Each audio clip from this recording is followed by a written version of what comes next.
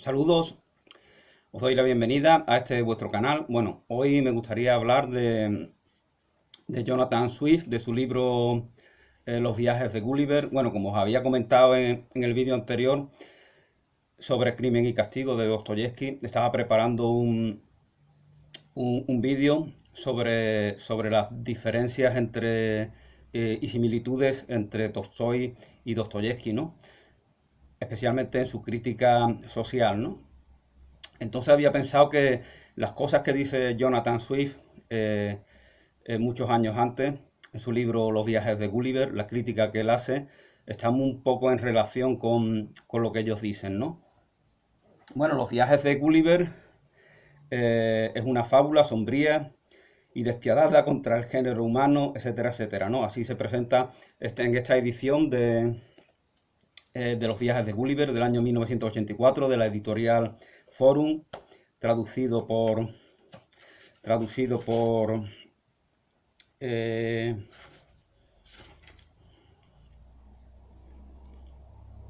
Pedro Guardiamasó. Y yo básicamente me voy a enfocar en la cuarta parte de este libro, en el cual Jonathan Swift hace la crítica más contundente, ¿no? Más explícita. En la primera parte, Gulliver viaja a Lilliput, el país de los enanos. En la segunda, pues se encuentra en el país de los gigantes. En la tercera hace otros viajes, ¿no? En donde, por ejemplo, se encuentra se encuentran con una serie de humanos que viven en una isla flotante, que están un poco obsesionados con la música y con las matemáticas, ¿no? Y en la cuarta y última parte, Gulliver llega al país de los caballos, ¿no? Los Howie, le llamaré Howies. Estos caballos pues están civilizados, han conseguido una progresión evolutiva, como se diría en la teoría de la evolución, que los humanos en su mundo no han conseguido, ¿no? Los humanos son los Yahoos, se le llama Yahoo. Fijaos cómo se toma este nombre. Yahoo es decadencia, degradación. Y fijaos cómo alguna empresa norteamericana toma sin ningún rubor este nombre como nombre de la propia empresa, ¿no? Bueno, pues el caso es que como os comentaba, voy a leer algunos fragmentos de lo que Gulliver le comenta a su amo. Así es como él lo denomina, ¿no? Lo denomina amo, puesto que lo ve como una autoridad de la cual él depende, ¿no? En realidad, el que presta un servicio es el amo a Gulliver, ¿no? Que es el que le provee de alimentos, de protección, etcétera, etcétera.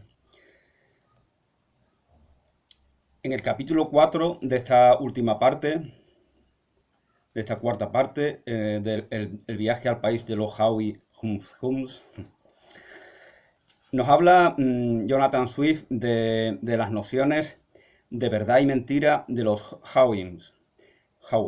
El discurso del autor recibe la desaprobación de su dueño. El autor proporciona un relato más pormenorizado sobre él y sus viajes. Mi amo me escuchaba con evidentes muestras de inquietud reflejada en su rostro, porque porque al ser el dudar o el no creer prácticamente desconocidos en ese país, en el país de los Howies no existe la duda, ni existe el no creer. Todo actúa conforme a una armonía, ¿no? Esto es lo que Jonathan Swift utiliza para hacer su crítica a las civilizaciones occidentales, ¿no? Recuerdo que durante las numerosas conversaciones con mi amo sobre la naturaleza del género humano de otras partes del mundo, al hablar de mentira y de formación de la verdad, me costó muchísimo que captara su significado. Le cuesta a Gulliver que su amo capte el significado, que es un caballo, como antes os comentaba, pero que sabe hablar, que sabe discernir y que sabe que tiene todas las capacidades intelectuales que nosotros los humanos tenemos, ¿no? Y sin embargo, no tienen concepto de la duda, no tienen idea, no conciben la mentira. Y como nos explica Gulliver, le cuesta trabajo que el caballo comprenda qué significa mentir.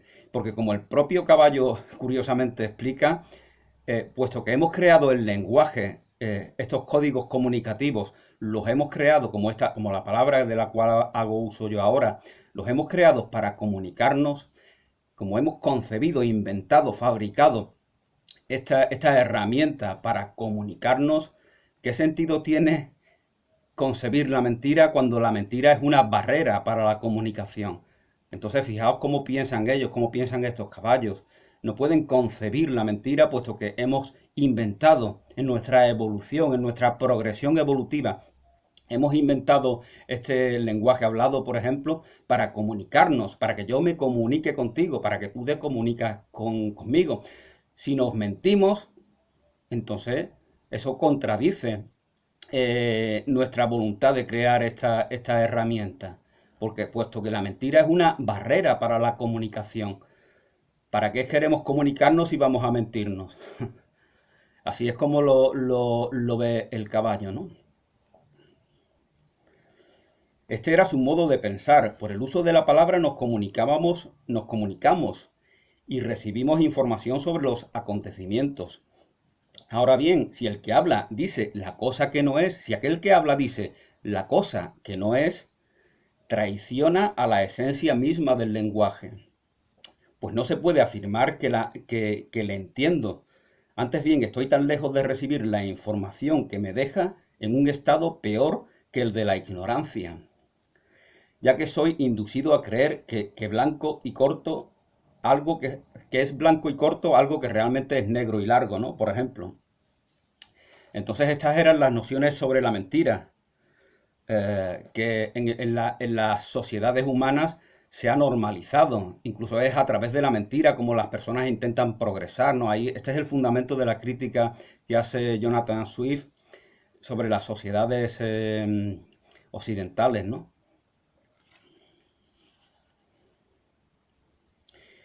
Los yahoos, les revelé a mi amo que los yahoos eran los animales responsables de mi país. Mi dueño dijo al oírme que eso rebasaba su capacidad de comprensión. Para este caballo los yahoos pues son como animales, que son salvajes, que son agresivos y que solamente pueden ser domesticados gracias a la presencia de los hawis, de los caballos, que son los inteligentes, ¿no? Ante ellos tienen ese temor y ese respeto, esa reverencia que les permite a ellos vivir con que se dé cierta convivencia normal y que no caigan en la violencia extrema, ¿no?